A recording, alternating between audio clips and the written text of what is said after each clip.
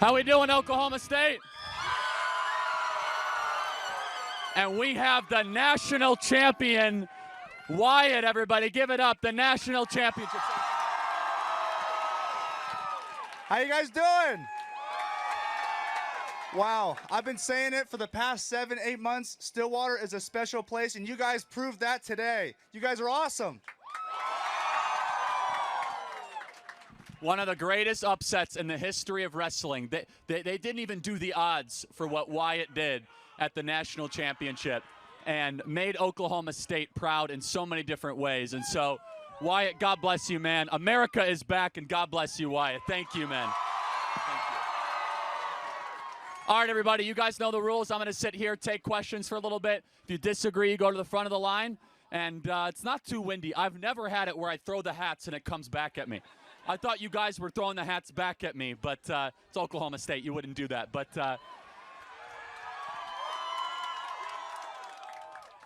and by the way, this is a much bigger crowd than I would have got at OU. I have to say, much bigger crowd. Not allowed to say that, but whatever. All right, everybody, let's get started. You guys know the rules. Thank you. Okay. Hello.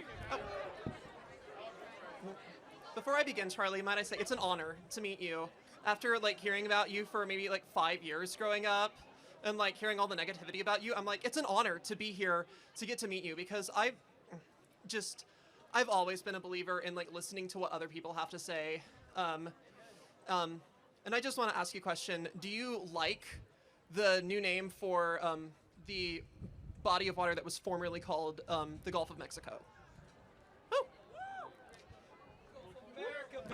The Gulf of America.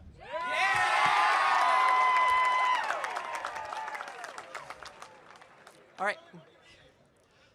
All right. Do you also agree with the renaming of the mountain in Alaska that is known as either Mount McKinley or Denali? Do you agree of Donald Trump's renaming of, or I should say President Trump's renaming of that back to Mount McKinley? I'm generally sympathetic. I can see where you're probably going with this line of questioning, and we'll see how astute you are. No, I'm just curious to see what your opinion is. No, that's fine. There's no, it's okay. There's a third question you could ask that would be pretty smart, but go ahead. It's a name. A name's a name. I'm planning on becoming a teacher, so. No, it's fine. Maybe you're not going there. That's fine. Yeah.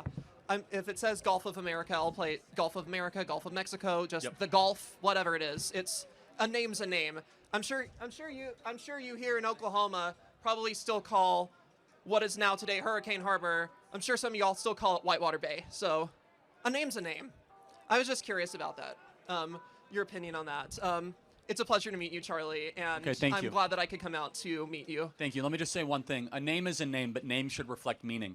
And so if a name fails to reflect meaning, then that name should be either reconsidered or brought back to the root. Many of our ancestors, their last name would actually be either their profession or the tribe that they were part of.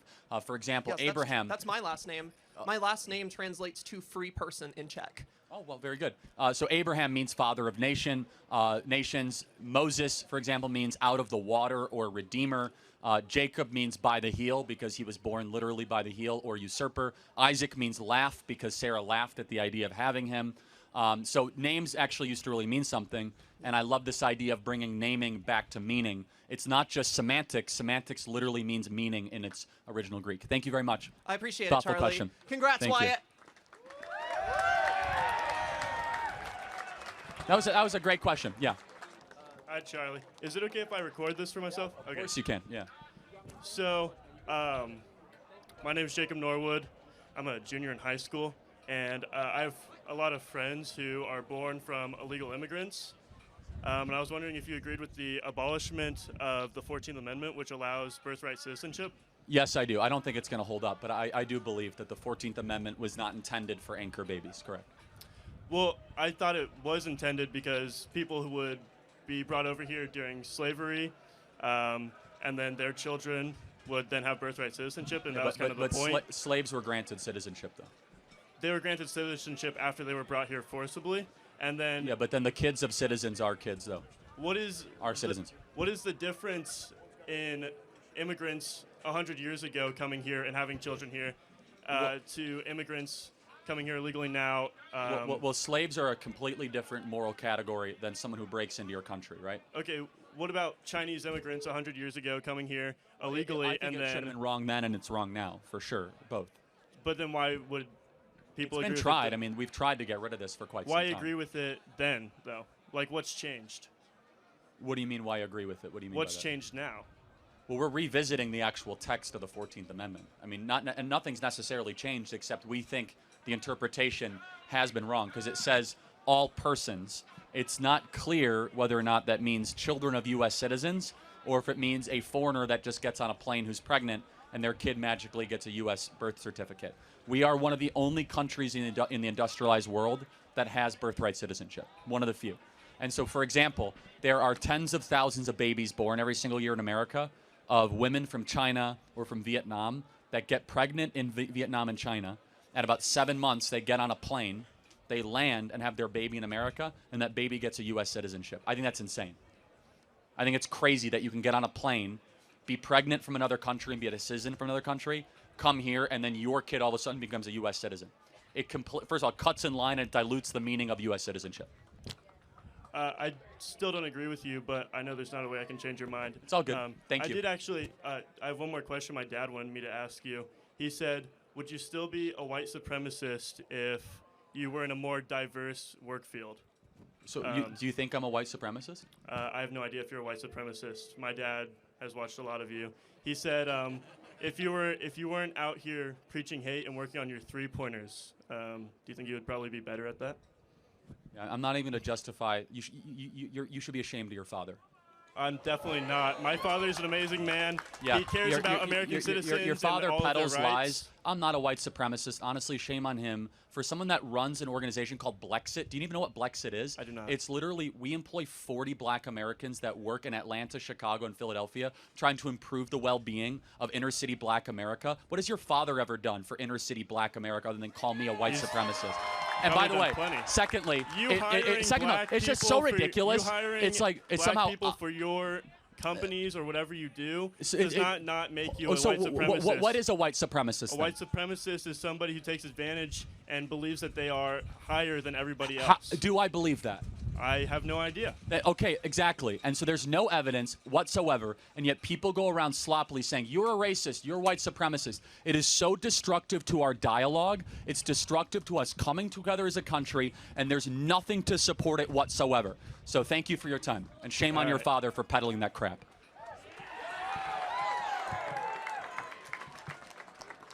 Why does it feel like losing weight is harder than ever before? I mean, look around. Most people feel stuck, overwhelmed, and exhausted, trying to fight a battle they can't seem to win. And if you've ever felt this way, you're not alone. I used to feel that way too. Do what I did and called PhD Weight Loss and Nutrition 2 years ago. I lost 40 pounds. Look, it doesn't even fit anymore. I feel great and I haven't gained a pound back. Do what I did and make nutrition a top priority. Call 864-644-1900 to schedule your weight loss consultation. Click the link in the description below to get 2 free weeks added to your weight loss package. Okay. Well, first off, I just want to say thank you so much for coming to our city today. It means a lot from, I know, a lot of my peers, but also me as well. I kind of don't have a question for you, more of words of advice. As someone who's fixing to graduate college, I've been studying political journalism. It's been, ever since I was a little girl, that's been my main goal, is to become a political journalism. I just scored an internship, actually, to start off with, shadowing political journalists and everything, and I was super excited for it. I thought it was going to be my start to my journey of success.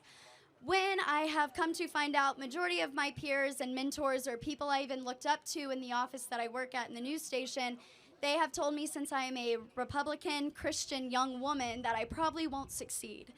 And as someone who I've spent my whole life researching, dedicating my life to studying this, it's been very hard for me to continue to want to go into this field when I keep getting put down by the people that I look up to for, 1, my gender, and then 2, even my Republican Party for my morals. So I kind of just wanted to ask you, like, I know you see so much and you read so much about yourself, like, what keeps you to keep going and gave you that motivation to keep speaking your truth with your morals? Yeah, it's a great question. First of all, you will succeed in journalism if you just outwork the other people. Secondly, There's a lot of these journalists, they're not going to have jobs in 5 to 10 years. I mean, media is changing in real time.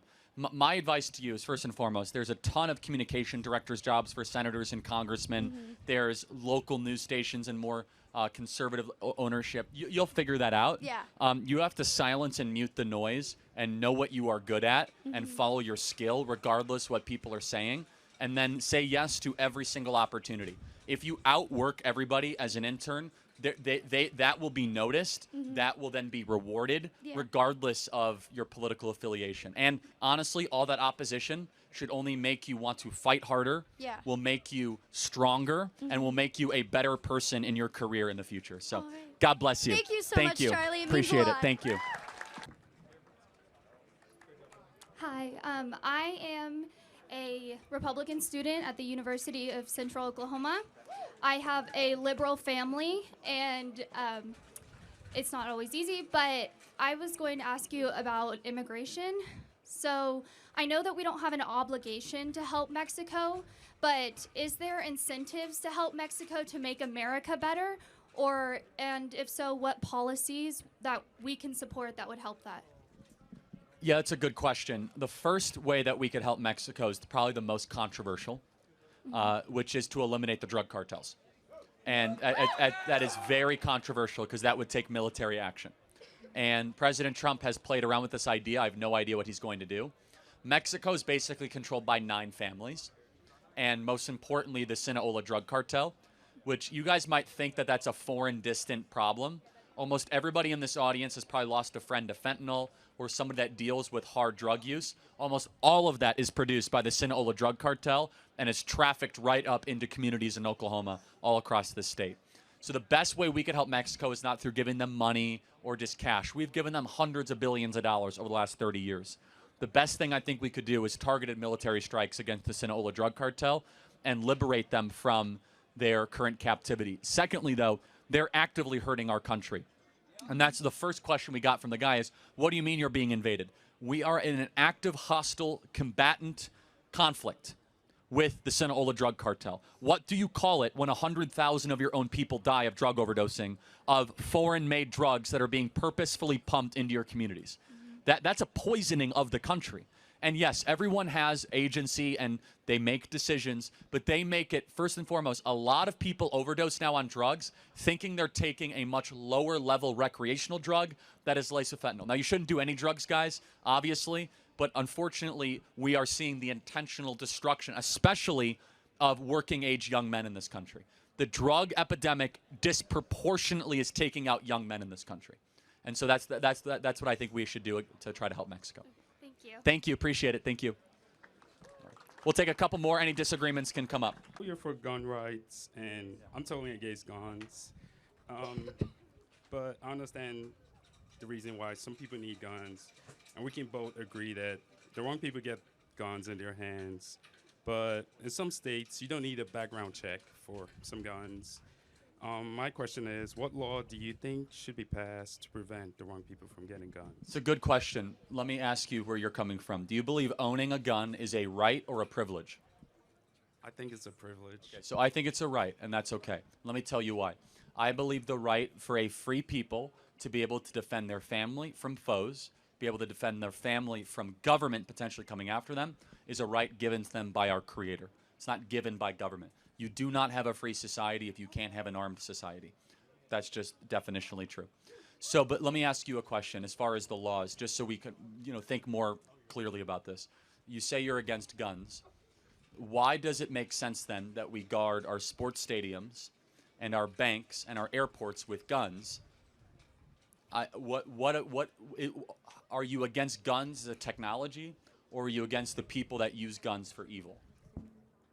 The people that use guns for evil. Right. So maybe it's much more of a brokenness of humanity problem or a sin problem, not the actual tool itself. My question was, what are the laws you Yeah, so the laws, we already have federal laws on the books. We do have, federal background checks that are not always enforced. But honestly, I think we should have less gun laws, not more. I know people disagree with this, but I'd love to get your response because it's a right. People should be able to protect themselves as they see fit. in states that generally have more guns, not less guns, like Houston, yes, you do have some more gun deaths amongst inner city gangs, but violent crime tends to go down. And so I don't want to disarm peaceful, law-abiding people just because some people abuse that tool or that technology. And so when you look at gun deaths in this country, there are 30,000 gun deaths a year. 2/3 of them are death by suicide. Okay, so that number shouldn't even been in there. The vast majority of the gun deaths that are related, that are the ones in the remainder, are individuals in gangs and inner cities that use guns in kind of gang violence.